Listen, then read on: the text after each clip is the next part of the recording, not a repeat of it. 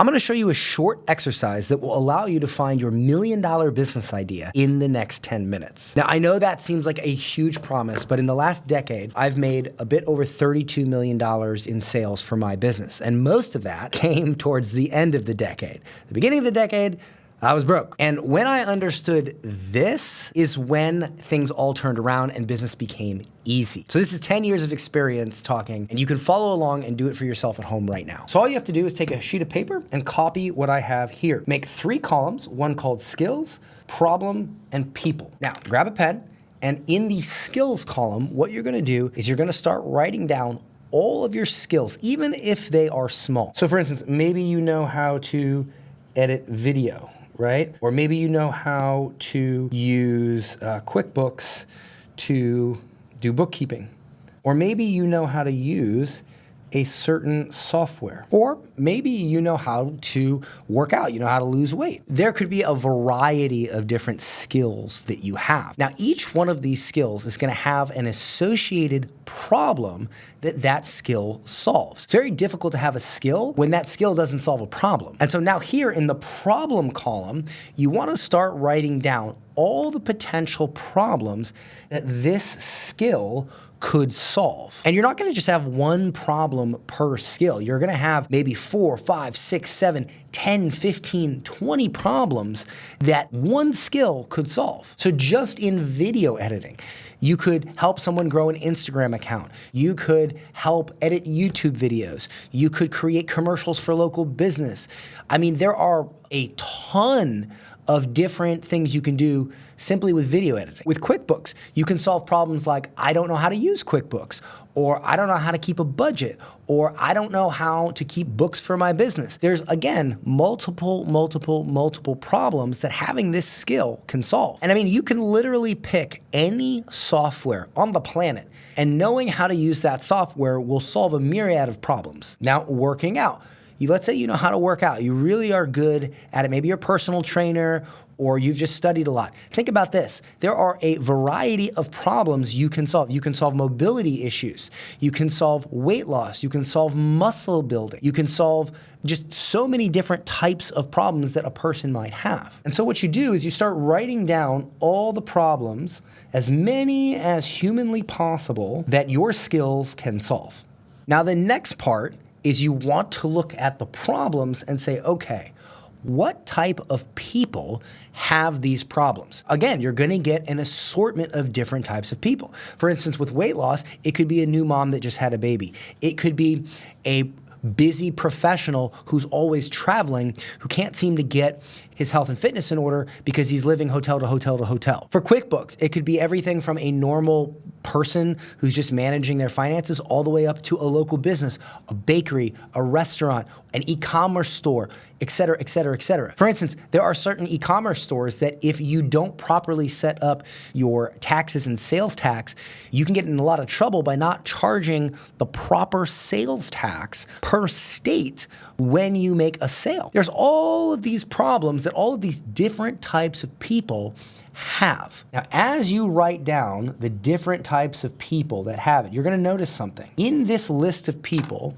you are going to have a few, maybe more than a few, of people that have one very important characteristic that you're looking for precisely. And that is the ability to pay. There's an old saying, if you want to get rich, solve rich people problems.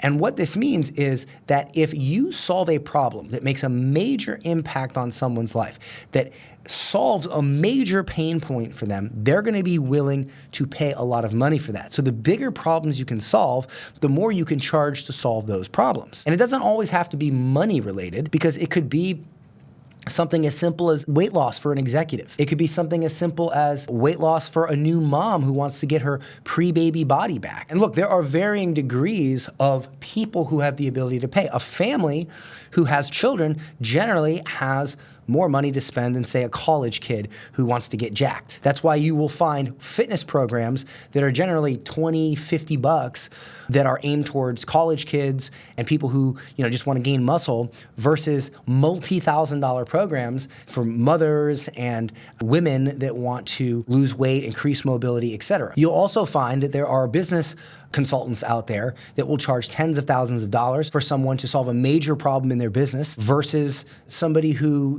wants to learn how to sell ebooks for $5 on Amazon. I remember when I first became a millionaire, I never thought that I would pay $30,000 for a CPA to create a tax plan for me, because prior to that, I was paying like $500 for somebody to do my taxes.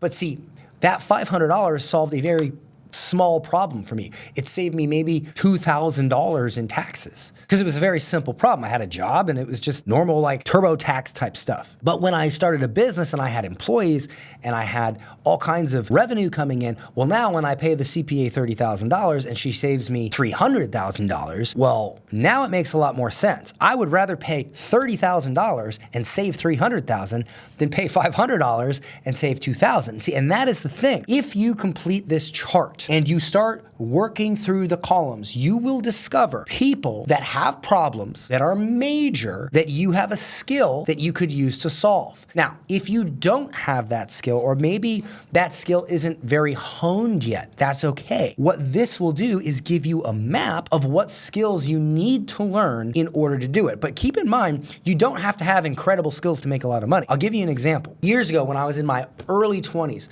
I was learning how to blog. And I didn't make a lot of money at it. I wasn't incredible at it, but I knew how to download WordPress, which is a popular free blogging platform. Now, at that time, hosting affiliate programs were very popular. And what that means is if you refer somebody to a web host, like HostGator, which is $10-20 a month for website hosting, they pay you a big commission, $100-150. I don't know if they're still doing that, but back then, it was a very popular thing. You refer people to hosting companies and you get paid this big commission. And so I had this idea. I was like, okay, what if I taught a bunch of people how to start a blog all at once, and then I got them all to sign up for hosting all at once? I would make a bunch of money. So I made a post in Craigslist, Facebook, and some other places, and I said, hey, I'm gonna do this free blogging seminar on how to start your first blog at this crappy little hotel. And so I rented out this little conference room for the day, and it cost me like maybe $200. I had about, 25, maybe 30 people show up. During this seminar that I made, all I did was I explained step by step how to start a blog. I didn't tell them they were gonna make millions of dollars. I didn't tell them they were gonna be famous. None of that. I just said, here's how to start a friggin' blog. And at the point in the seminar where they had to sign up for hosting, I said, okay, at this point, you need to sign up for hosting. It's gonna be about $10 a month, but it'll host your website. Go to this link and it'll take you right to the page where you can sign up. Now that link, I made it a short link. It went to my affiliate link. So everybody in that room goes to the link, they sign up for hosting, and I ended up making like $3,500 that day because everybody signed up and I got like $150 per person. And then a few stragglers ended up signing up over the next couple of days and I made a little bit more money. That was one very tiny skill I had, how to start a blog. Almost anybody can acquire that skill. And so what you have to understand is if you want to begin the path to your $1 million business, you can't sit there and say, oh,